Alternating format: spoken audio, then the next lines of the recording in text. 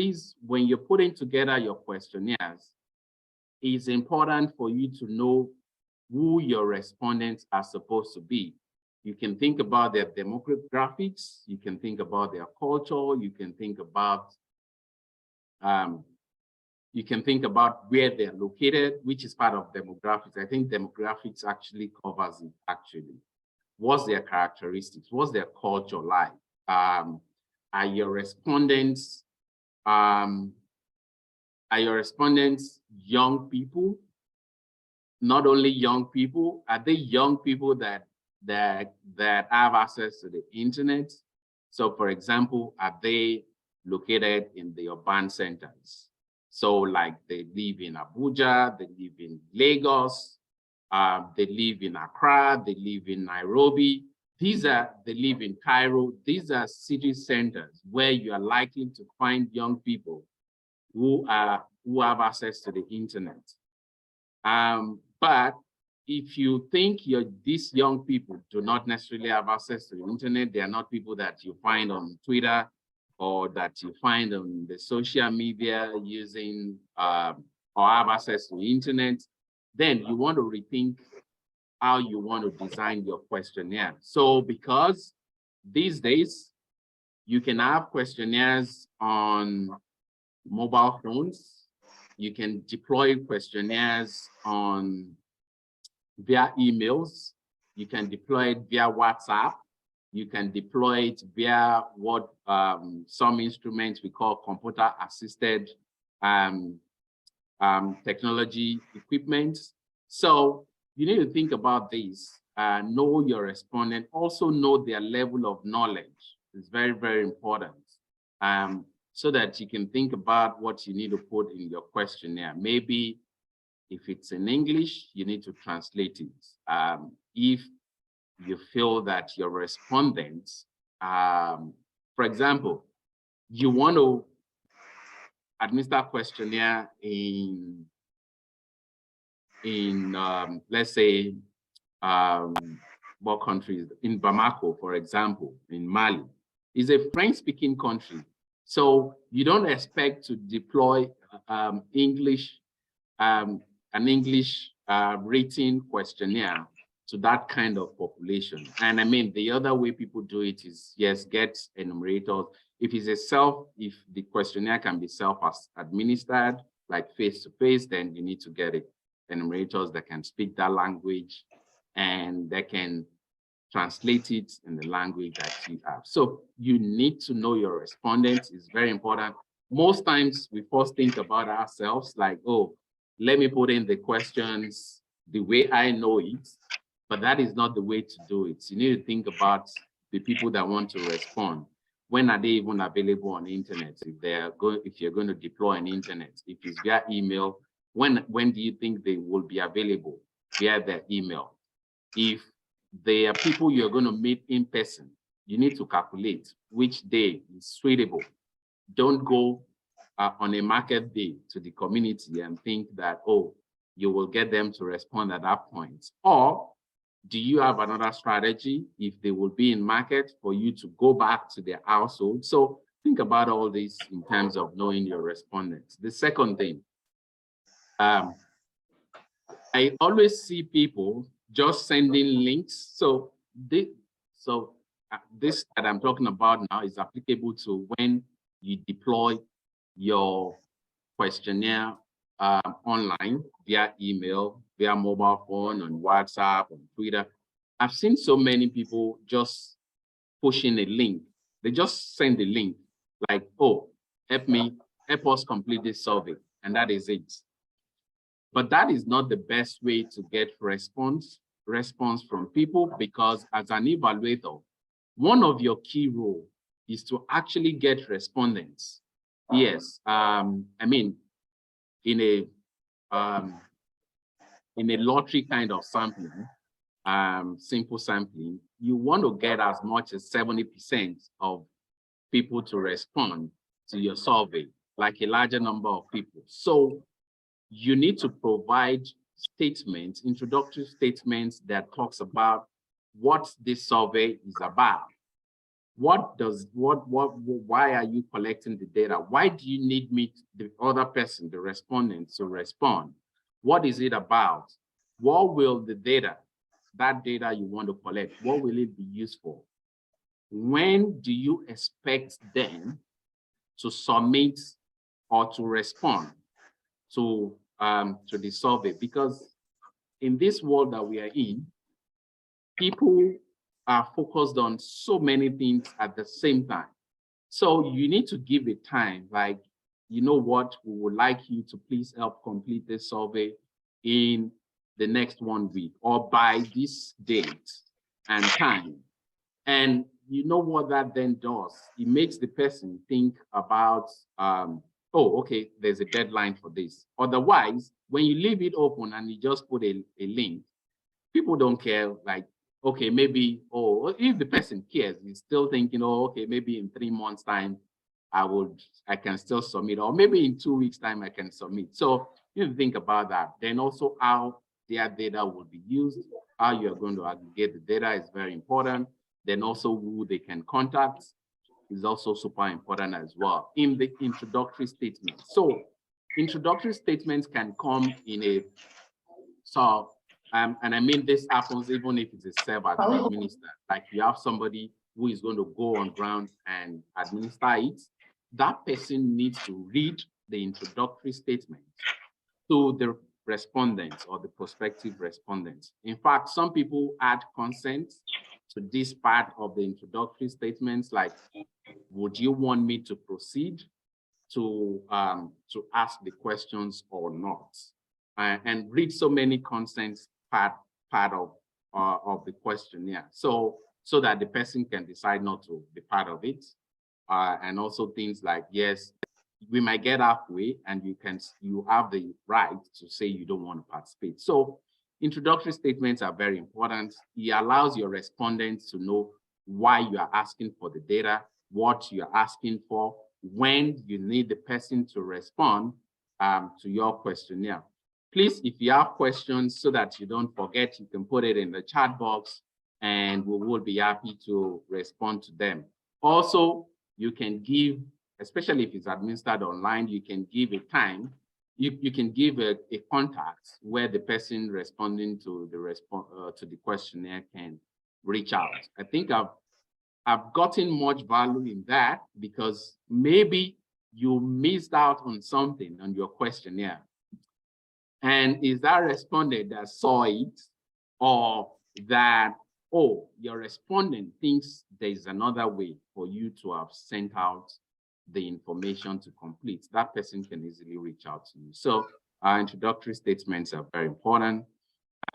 There's a structure for questionnaires anyways. Of course, the opening part of it, which includes the introduction, which includes the bio data information. So things like, could you tell us your first name?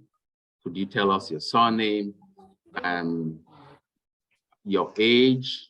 Could you tell us your contact if you want to do that? Your phone number if you think you want to collect the person's phone number. The age, the gender of the respondents, and all that. Those things that are introductory. Did you participate in our course? Were you part of our program? All those things that are introductory that people can easily answer. And I mean, in terms of structure, we normally put so it's like it's from the easiest, because there's a psychology to responding to questions also, and you need to understand that people, when things are easier, yes, so they start clicking, they start responding to you. Then you have the core part of your questionnaire, which deals with behavioral change or things that have changed in the program that you want to know about the person. Then you have the closing part of the questionnaire. I mean, it is in the closing, you have things like those open-ended questions, which, I mean, you allow the respondents to give typical feedbacks about your program. And it is at the closing also that some people provide incentives. So there are some questionnaires, of course we do that, in order to get more people to respond, whereby you can get people into lottery in your questionnaire. So you want to think about your questionnaire in this way, like having that proper structure, opening, the call, the closing, think about where you're placing close-ended questions. And I used to say that there's no point you having so many open-ended questions in a questionnaire. Better to have closed questionnaire because you are actually administering a questionnaire. If you're going to have lots of open-ended questions, then resort to doing an interview.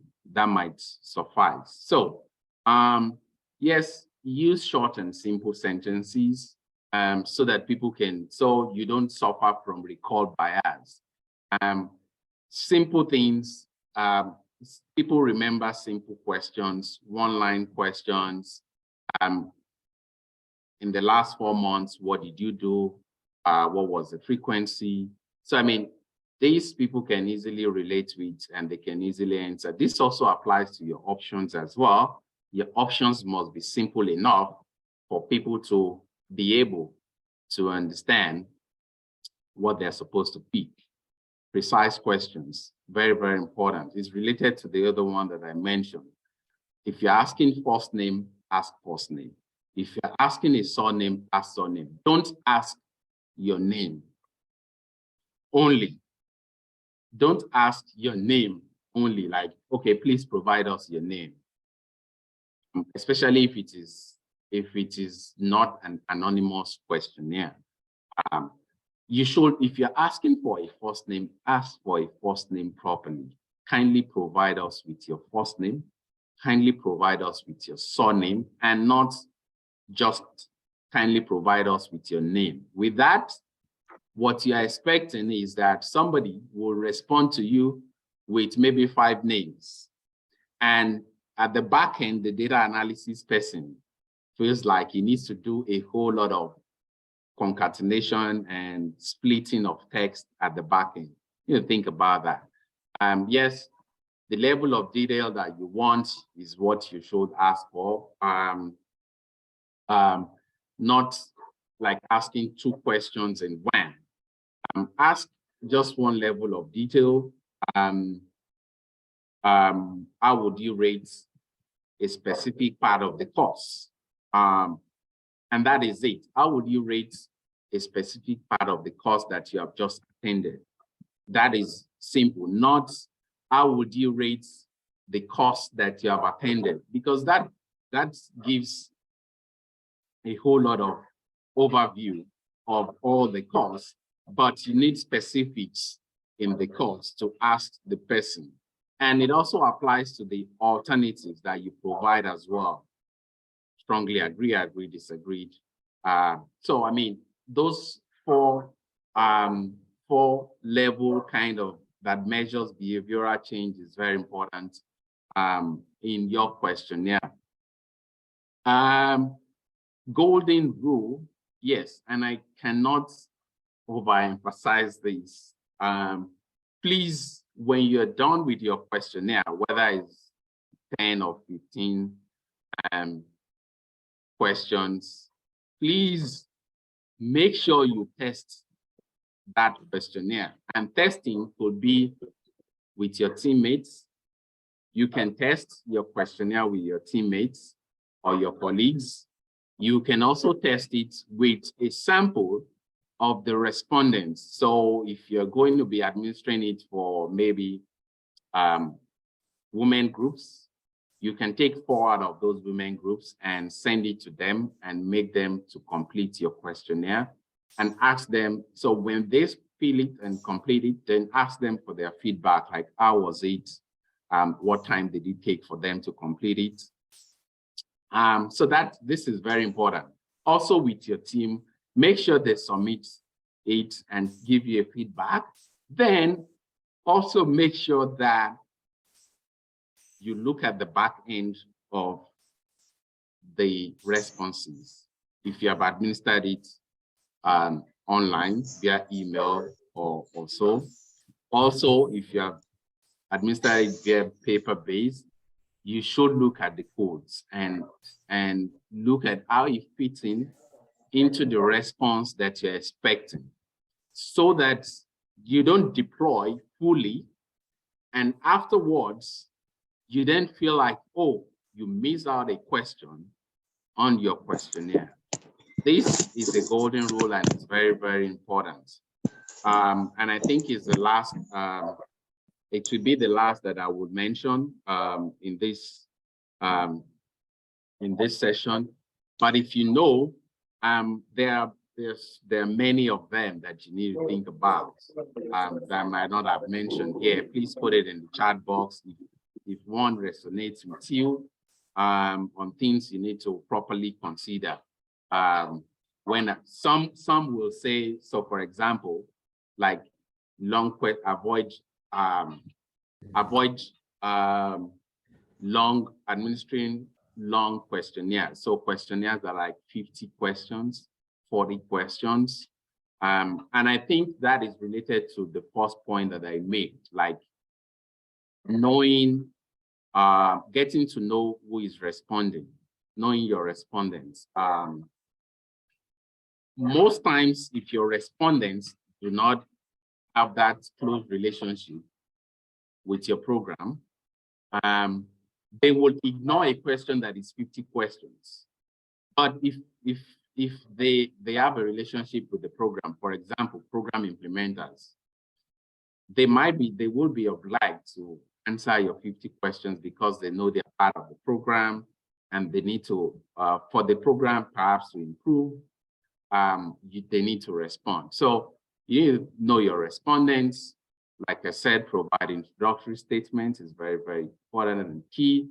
You can put in so many things in the introductory statement, the structure in terms of the opening of the questionnaire, simple questions, closed-ended questions. Then you have the core of the questionnaires, questions related to behavioral that measures behavioral change, and then the closing of it, open-ended questions, remarks from participants. Using short and simple sentences. Either it is for the main body of the question or the options you're providing, asking precise questions, exact level of detail that is required, like asking specifics from a program other than being generic.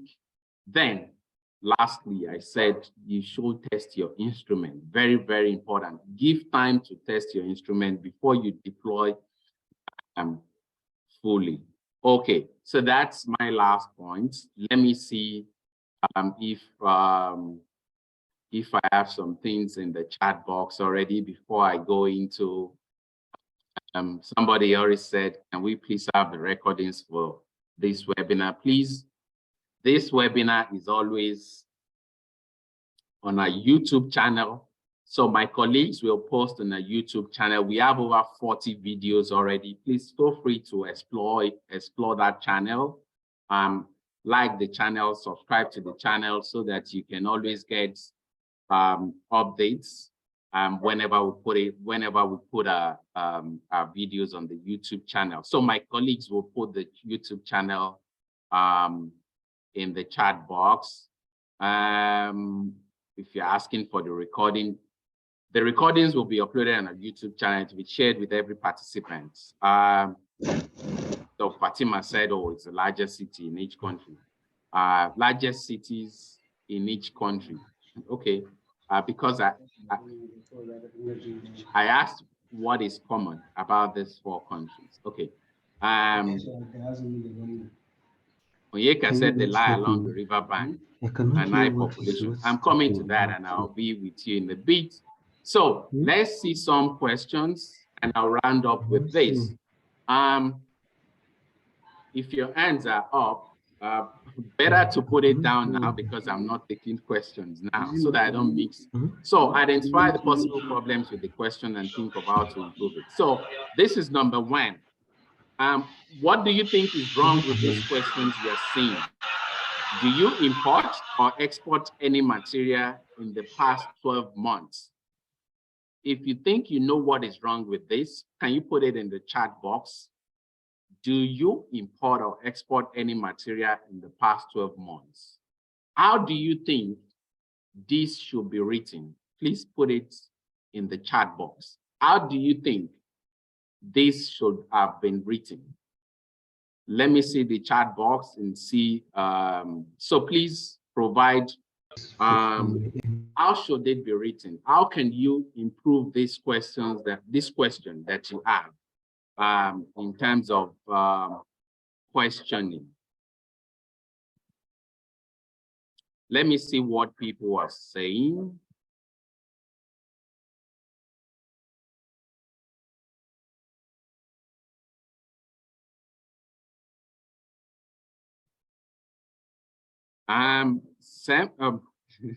So Magdalene said it should be divided into 2 questions, one about imports and another about exports. So don't ask 2 questions in a question. Is either you are asking about importation separately, or you're asking about exportation separately. So it shouldn't be together. So the person would be like, okay, which one should I respond with, import or export?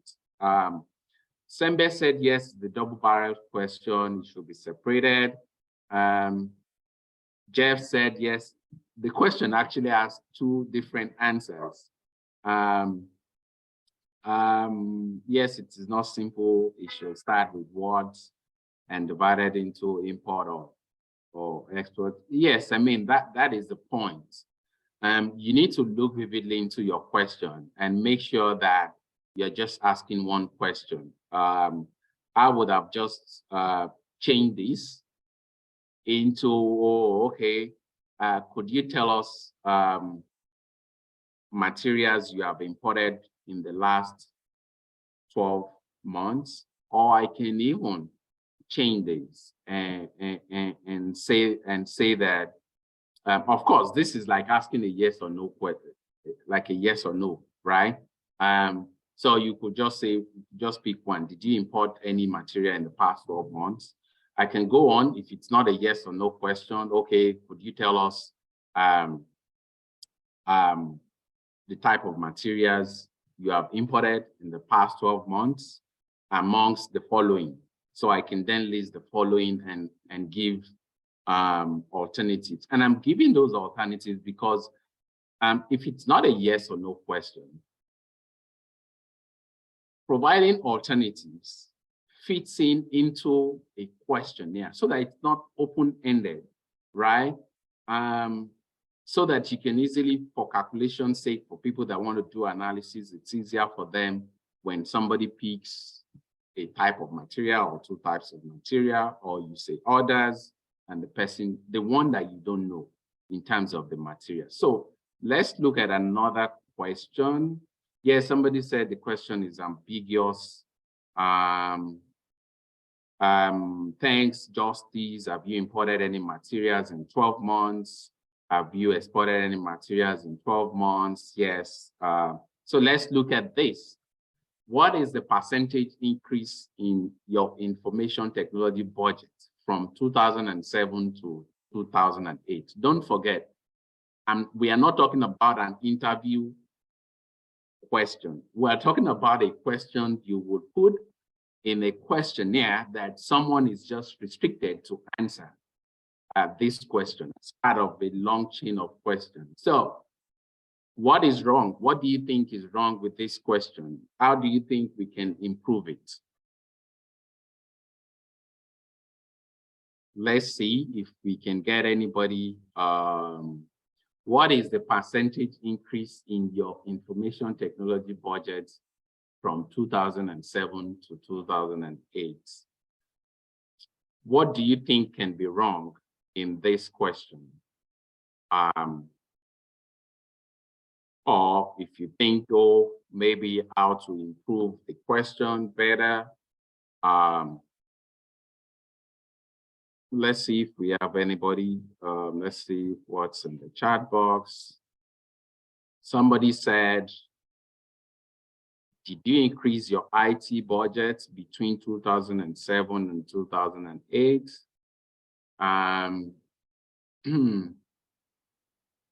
So that's also a yes.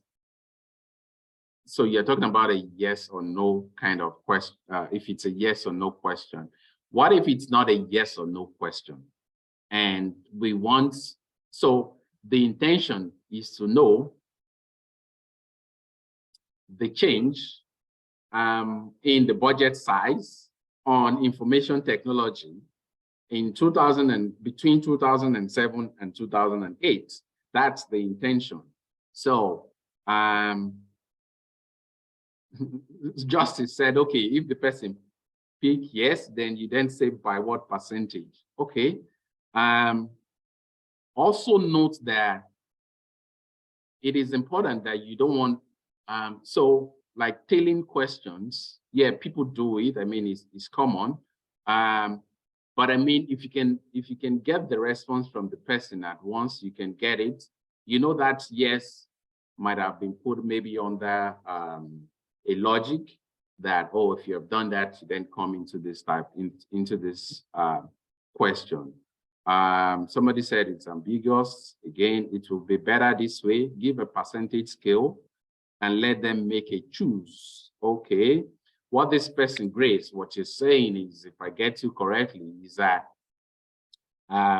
you then give a scale. Okay, did it increase by 2% or by 3% or by 4% or by 5%, or you say, okay, 10% or more. Maybe that's a way. Somebody said respondents may ignore it. Of course, totally. If you put this, so for example, this question might be posed to, in fact, if you pose this question to someone at the ICT ministry in your country, they will pass this document around themselves several times before they then get the person who wants to sit down and feel like, oh, this is a hectic task, you know, because of how you have presented the question, right? Percentage increase options should be provided in a range format. That is what somebody said. Should be in a range. Do you know you can ignore the percentage? So yeah, what you said is right. Can you ask for the budget for 2007 and then the budget for 2008 separately? So this is the other way I wanted to mention. Don't confuse people. Don't think that everybody that want to respond to you are technocrats or they understand data analysis. You see, this percentage increase alone already throws people off, even people that are supposed to respond to it. So why not just ask for 2007, what was your budget?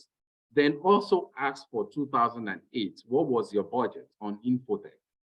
Then it is the analyst, the data analyst at the back end, because that is your own work. So then, oh, okay, so it's when you're doing percentage change, you then find it yourself at the back end. Instead of giving that job to somebody who is focusing on another thing, but just wants to take his time to respond to you. So you need to be mindful of that. Another way we put this in a questionnaire, especially if it's in person, is create a table. You create a table, you put, okay, budget, you put the year, 2007, 2008, you put information technology there, and you ask the person to impute the amounts in whatever, maybe in Naira, in cedis, or whatever. So that's an alternative. You can just ask what the budget for, yeah, that is it. Yes, that is what somebody said. Great. Let's look at another question again. So how do we improve this? Do you regularly use the school learning center? How can we improve this question?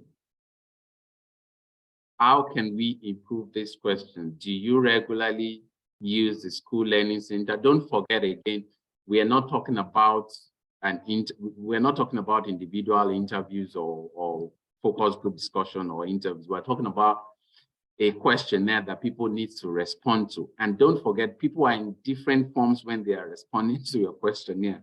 So you don't want to put any question that is ambiguous. You don't want to put any question that people cannot quickly recall.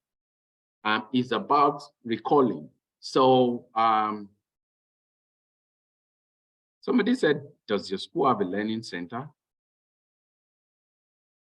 Well, which is a pre question before this, but we're just focusing on this question as it is. Like this question, the intention is to know. Okay, so some people already, the intention is to actually know how often the person visits the learning center. So, which is about you being precise and thinking about giving the person, give you a detailed response that you can quickly capture in the questionnaire. Yes, Magdalene said regularly might mean so many things. it might mean once in 5 years. It might mean twice in a month. It might mean once in a month to the person that is responding to you. So, because you need to define what that frequency is meant to be, so you need to put it in your question. So somebody said, how regularly do you use the learning center? Options can be weekly, monthly, daily. The question is not concise. Regular should have been clearly stated. John said, how frequently do you use the school learning center? So we rather want to have precise options. And I'm going to talk to you about precision. Precision means that I would ask this person so precision and recall bias. You want to break that as a chain. It's better for you to box the person and say, oh, in the last 3 months, how often did you visit the learning center? That's one way to think about it, in the last 3 months, so that the person, because if you leave it open, the person might think that, oh, you're talking about visiting the learning center like last year, right? Which I visited maybe once or so. So you need to think about that in having, and this also applies to some of you that design programs. The questions you want to ask, you need to think about it within the ambience of the duration of your program, especially if you're thinking of your questionnaire to be like measuring addressing outcomes or output statements. So you can think about that. Somebody said options can be provided in the Likert scale. Of course, yes. Put the options in the in the scale.